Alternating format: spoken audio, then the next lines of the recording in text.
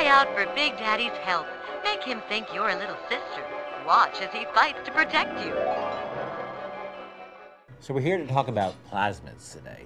In the world of Rapture, in the world of BioShock, in this undersea city, they had this incredible genetic technology they developed. And at first they use it to do things that they use for normal medicines they have in the world, just in cooler ways. They did it to heal disease, to make people smarter, to make them faster, to make them stronger. But then they started using them to develop, as the Civil War evolved in Rapture, to do essentially man-body weaponry. The ability to start fires with your mind, the ability to telekinesis objects, the ability to freeze objects with just the force of will.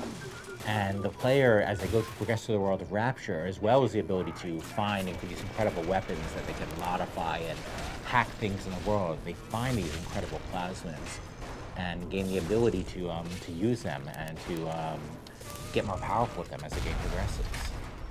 Plasmids are very different from weapons. Weapons obviously have an immediate lethal effect on the enemies around you when you use them. Plasmids have a lot of indirect ways of affecting the enemies around you. So, for instance, Electrobolt. When you use it on an aggressor who's walking around, it stuns them. Use Electrobolt on an enemy that's standing in a puddle of water, you could kill them in one shot.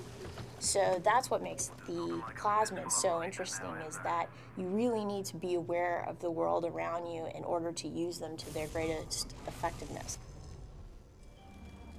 One of the cool active plasmids the player gets is Incinerate, which allows them to basically point at anything in the world, be it an AI or a flammable object, and cause it to immediately burst into flames.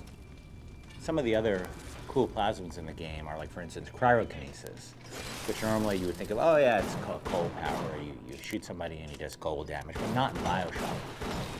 Cryokinesis actually can freeze a guy in place, and he's temporarily frozen. He has a different health state at that point, so you whack him quickly enough to actually shatter into 1,000 pieces. So it's a way to take a really powerful enemy for a brief period of time and make him super vulnerable, and then you can shatter him into these little ice chunks, which is really cool if you get there in time. Of course, if you don't get there in time, you have a really angry, powerful enemy right in front of you. Some other really cool plasmids are, of course, we have telekinesis, which, people have seen telekinesis in a lot of games, and we have all the cool features of that. We can pick up objects, toss them at enemies, pick up objects, you pick up an object, hold it over a fire, light it on fire, toss an enemy, that will catch that enemy on fire.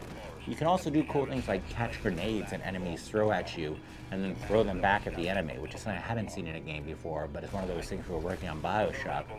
Our mantra was, well, why not? Why can't we do that? So we tried it and we did it, and it was really awesome. And it's always all these play into that BioShock dynamic of, how can I take what's in the world, how can I take all this stuff coming at me and turn it back against my enemy? And that's, I think, one of the best features of BioShock. In addition to active plasmids, there are also passive ways to modify yourself, and these are called gene tonics.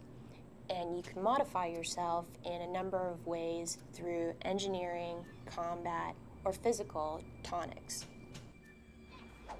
Another great gene tonic for somebody who likes a more defensive approach is one that if they get hit by an enemy attack and the enemy is near them, they'll occasionally burst out a blast of electricity to all enemies nearby them, damaging them. So that's good for a guy who really likes getting in with the melee weapons and fighting up close and personal.